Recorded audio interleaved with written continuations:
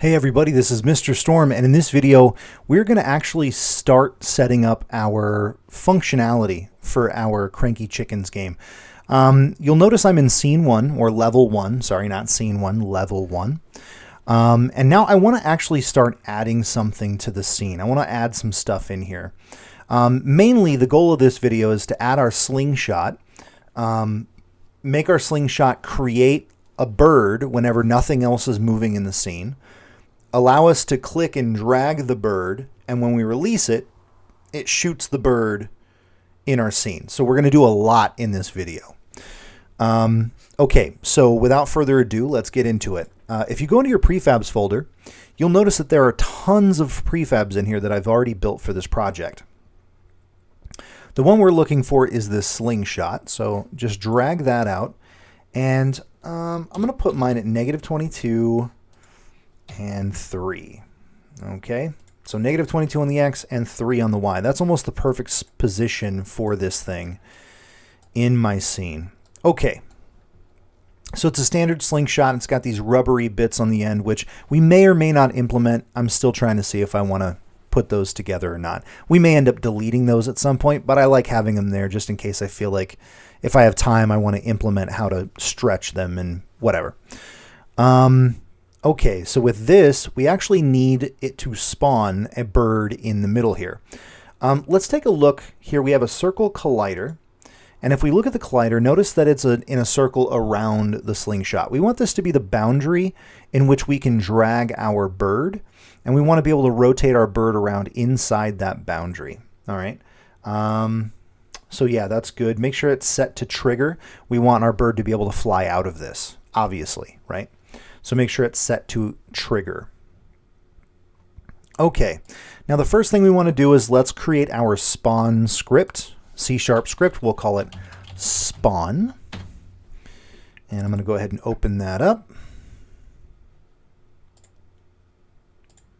Okay, did it not? Thank you. Okay, so now we're opening up our spawn script. Perfect. So for us, we actually don't need a start method or an update method for this. All right. Let's think about some variables that we're going to need. First, we are going to need a reference to the prefab that we're going to instantiate in this script, right? This script, the whole purpose of this script is to spawn a bird in the middle of our slingshot. So let's create a reference to the bird itself. So game object, we'll call this bird prefab. Okay. Now, we also don't want this to spawn birds all the time. We want it to only spawn birds when nothing else is moving in the scene and if the slingshot is not already occupied. So let's create a Boolean variable, call it occupied, and we'll set it to false. So at the beginning of the game, it's going to still be, oh no, we need to set it equal to false. There we go. So at the beginning of the game, the slingshot will be occupied or will not be occupied. Perfect. Okay, now we need to create a new custom method that will spawn, will instantiate our birds whenever it's appropriate to do so. Okay, so I'm going to create a new method called void spawn next. All right. And inside this method, we need an instantiation call. So instantiate, and we're going to instantiate that reference to the bird prefab. And we will instantiate it at the transform dot position. Yep, dot position. That's the place we're going to instantiate it. And we want to bring it in at quaternion dot identity. So what this means is basically we want to bring it in at the right location and at the right rotation value, okay? Which is basically we're keeping those things as default, so it's just going to come in as a normal bird at a normal rotation right where we put the level. Okay. All right, perfect, perfect, perfect. Just checking my notes over here. Yep, that's all we want. Okay. Now, once we have brought in, instantiated a new bird, we actually want to set this occupied variable to true because we are now occupied, right? We'll set this to, yep, true. There we go. Okay, so that's our spawn next variable. But we need to check for a couple of other things. For one, we want to, when the bird leaves that radius in our game, so when the bird leaves the circle around our slingshot, we want to reset occupied to false, right? We want to reset this back to occupied equals false. So we're going to use a new method that we've never used before called onTriggerExit2D, okay? So void onTrigger, and you can see down here we have onTriggerExit, okay? Now that's going to allow us to check when something leaves the trigger that it's inside. All right, and all we have to do here is set occupied equals false.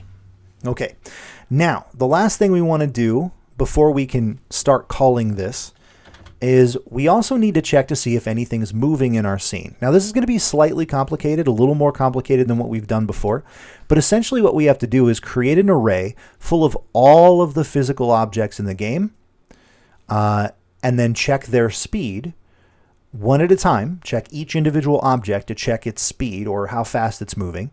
And if it's moving faster than a certain whatever, then we're going to return false.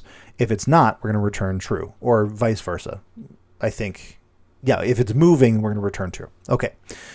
So what we're going to do is we're going to create a new Boolean method. So it's going to be a bool. So this is a method that returns a Boolean value, whether it's true or false. We're going to call it scene moving. Okay. Now what we need to do first is we need to create, now right now this is mad at me because I've created a Boolean method, but I have not returned a value yet. So this will be mad at me until I actually return a value. So first thing I need to do is create an array full of all of the rigid body 2D components that are in my scene, right? What that does is essentially I want to just basically make a list of all of the rigid body 2Ds that we can see. So I'm going to make a new rigid body 2D array. I'll call this bodies, and I'll set it equal to find objects of type. Objects of type. There we go. And the objects that we're going to find are type of rigid body 2D. Okay. Now we want to set those as rigid body 2D array. Basically saying find every object in the game that has a rigid body 2D and add it to the rigid body 2D array. That's all we're doing. Perfect. Now what we need to do is create a for each array. The for each array is kind of like a for loop, and it will loop through each index in an array and make a comparison. So we're going to say for each rigid body 2D, we'll call these RB, in bodies. So for each rigid body 2D in bodies, if RB, so the specific index we're looking at, velocity, yep, dot square magnitude. If the square magnitude is greater than 5.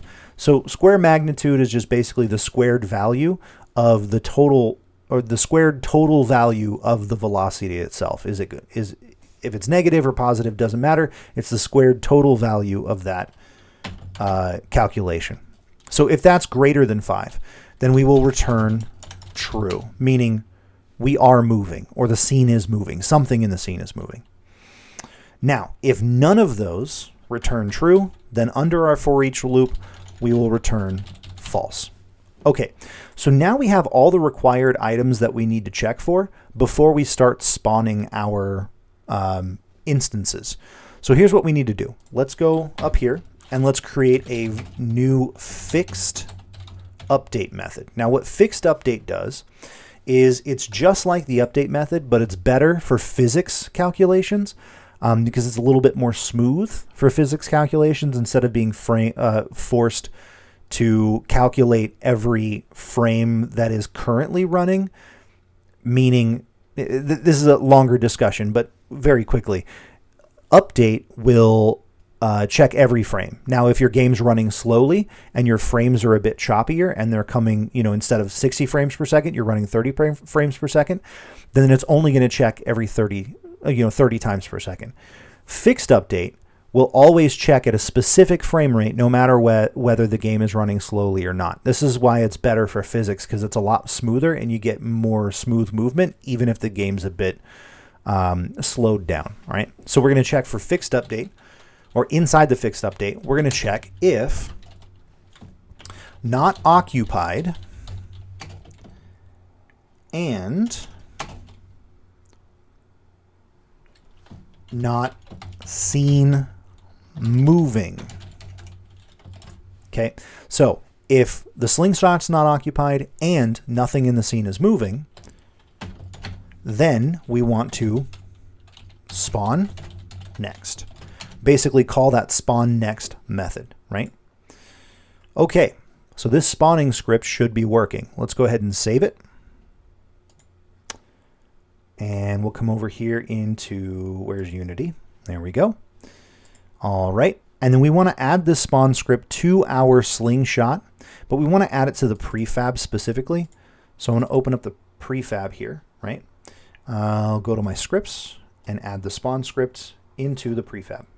All right, now it's going to ask me to load in the bird prefab that I want to spawn. So I'm going to go back to prefabs, grab the bird, and drop her in there. All right, so now that's been added to the prefab. When I go to my scene here and click on that object, I should see that I have the script and the bird prefab attached. All right, let's go ahead and test this out and make sure it actually works. And it does. It spawns a bird in the middle of my slingshot. Now notice I can't do anything.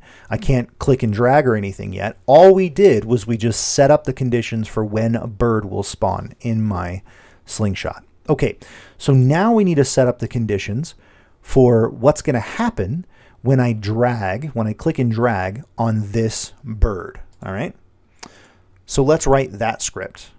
Let's right click, create C# script. We'll call this pull and release. Pull and release. Okay. I don't know why it opened that. Pull and release. Beautiful. Okay. So in pull and release, we actually don't need the update. Let's get rid of that. And I can get rid of the comment here for start. I know what start does. Okay, so now we need a couple of variables in this. First, we need a vector2 reference to the starting position. This is to help us to figure out the physics calculations we're going to do in just a minute. So vector2, and we'll set this to, we'll call this start pause. We also need a force value for how much force we're going to give our bird. We'll make this a public float, and let's call this force equals, and we'll say 1300. 1300F. Beautiful.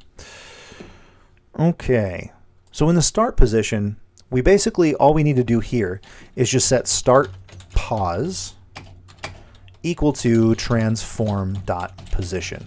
Okay, we're just getting a reference to the starting position here. All right, now we need two things. We need to be able to fire the bird, and we need to be able to click and drag and rotate the bird. All right, let's handle clicking and dragging and rotating the bird first. So we're going to use a method called OnMouseDrag. OnMouseDrag. And what OnMouseDrag does is it allows us to click and then drag an object around on our screen. Now, anytime you're using a dragging motion or a clicking motion, you're using basically mouse controls in your game. You have to get a reference to the camera and its relationship to the pixels you're clicking on the screen. Does that make sense? So here's what I'm talking about. The camera itself is set at a position, specific position. When I click somewhere in the game, I'm actually not clicking on just that game space. I'm clicking on that game space in relation to the game's camera. So we need to set up a reference to the camera's position so we can compare the two and we can make calculations based on that. All right, sounds complicated, but it's really not. Vector2 2. So I just need to get a vector 2 reference to the camera's position. I'm just going to call it P, and it'll be camera.main.screen to world point. Screen to world point. That's the difference between the point in the world we clicked and the screen itself. And we'll say input dot mouse position. Okay, so now we have a reference to where our mouse is in relation to the camera. All right, so we're going to set a float radius of 1.8. Now, we're going to use this radius to make sure that we can't drag outside of this trigger here. So if we look at the circle collider here, the circle trigger, notice that the radius is set to 1.8. We want to make sure that when we click and drag, we won't drag the bird outside of this radius. We want to keep it contained within this circle. Okay. Vector 2.dir, we're basically going to get the direction our mouse is kind of I'll explain this in a minute. P minus start pause. So what this is doing is this is going to get a direction based on where we started and where our mouse has dragged. Okay. What that's doing is it's creating a line here. It's creating a vector on a graph, right? X and Y. Think back to math class. X and Y. We're going to create a vector. That vector is going to give us the direction that our bird is going to travel. Okay, so we're just creating a vector here, which is the difference between where we started and where our mouse has ended up. All right. Okay, beautiful. Now we're going to say if dir dot square magnitude, so the squared value of that direction that we just decided is greater than radius, then we are going to dir equals dir dot normalized, so basically smooth it out, times radius. What that's doing is that's making it so that our direction value that we just figured out can never be outside of that 1.8 radius, so our bird will never travel outside of that 1.8 radius while we're clicking and dragging it around. Okay, now all we have to do is take these calculations we just made and update the position of our object. So transform.position equals start pause plus dir. Okay, so let's save this and test it and see if it actually works. I'm going to click Save All, and we'll come over here. Now we need to add this pull and release to the bird prefab itself. Okay, so I'm going to go back here to my scripts. Pull and release will get added to the bird prefab. Alrighty, and let's go ahead and play. All right, so my bird loaded. Now if I click, now I can click and drag my bird in a circle to kind of set a direction for how I want to go, right? And notice that it's not ever pulling out of that 1.8 radius. That's by design. We don't want it to pull out of that 1.8 radius, okay? Perfect. So that part's working. Now we just have to set it up so that whenever I release the mouse button, it takes that direction and adds some force to it and shoots our bird off into space or whatever, right? So what we're going to do is we're going to create a new method called OnMouseUp. OnMouseUp. Okay. OnMouseUp is a method that will fire whenever you release the mouse button. And with this is actually pretty easy. We just need to get a reference to the rigid body 2D. Get component rigid body 2D. And we are going to change its kinematic style. Let me talk about this for just a second. So if we look at our bird prefab here, let's look at its rigid body. The rigid body 2D. Notice right here, the body type is set to kinematic instead of dynamic. Kinematic means physics will not be applied to this thing until I say so. So kinematic objects are basically just going to stay there until they are applied, until a script or something applies some force to it. Dynamic means it just behaves like a physical object in the scene. You can apply gravity to it, outside forces, everything else. For us, we set the bird to kinematic because when it comes into the scene, we don't want it to fall out of the slingshot. We want it to stay there until we do something. But now we want to change it into a dynamic object that can have physical forces applied to it so it can actually move through the scene. So what we're doing with this line of code is we're changing its style from is kinematic to false. Basically turning off kinematic. All right. So now it can actually do something. And what we want it to do is set a new direction. So vector2, we'll call this dir, equals start position minus vector2, and then outside of it, we're going to say transform dot position. Okay. So that's us getting that vector that's getting that direction that we figured out last time. And then we're going to apply force in that direction. Okay. So we're going to get component rigid body 2D. And we will add force. And we're going to add it in the direction of dir times force. I forgot what I named my force variable for a second. And then the last thing we want to do is we want to destroy this script attached to that object. We don't want the script to continue messing with that object after we've launched it. We want to launch it and then not be able to touch it or do anything with it after that point. So all we need to do is destroy this. So it will destroy this component, this script attached to that object. Okay. Now, at this point, let's save and let's test it out and see if it works.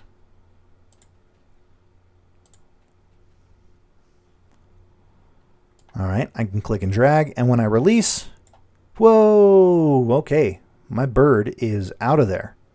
Now, notice it's not actually loading a new bird. Some of you are probably thinking, well, Mr. Storm, you messed up somewhere, right? Maybe on that is moving thing, maybe you messed up there. No. My bird's still moving. It's just falling infinitely because it left the scene and didn't get destroyed. So let's create a very quick script that will handle that. And then, yeah, then we'll be done. It's only a couple of minutes and then we'll be finished. Let me pull up this. A couple lines of code. Let's create a new script and we will call this border. I don't know why it keeps doing that. All right. Now the border script, we actually don't need either of these methods. We need to create an onTrigger enter 2D. And inside that onTrigger enter 2D, we just want to destroy collision.gameObject. That's it. All we want to do is we just want to destroy anything that enters that trigger. All right. So let's save. And on the scene here, we have this object called borders. And if you see, or if you look here, the borders are just basically borders set up around the level. All right. Now, they're all set to triggers. If yours aren't set to trigger, make sure they are. Okay, just click the trigger button here. And then we want to add this border script to the border object, just like that. So now when I play the game, I should see my bird disappear if it hits the border. And it did. And then another bird spawned because nothing else was moving in the scene. I can even go backward. I can go straight up. Oh, and that spawned a little prematurely, but that's okay. That's still moving and it's still going, but that's okay. That's fine. So notice that I get the functionality I'm looking for. I can move I can shoot birds out of the slingshot. It spawns the birds properly. It deletes birds when they get to the edge of the level, so on and so forth, right? Perfect. They're physical objects. They interact with each other. This is going to be a really fun game. So at this point, once you get the physics stuff working and your birds can fly around the screen, you're good to go. Make sure it all works, and I will see you in the next project, which is going to be, well, in the next week, which is going to be finishing this project and making a full game out of it, doing some of the some of the collisions and stuff, and killing the pigs and all that stuff. We're going to do all that stuff next. All right. Thanks for paying attention, and I'll see you next time.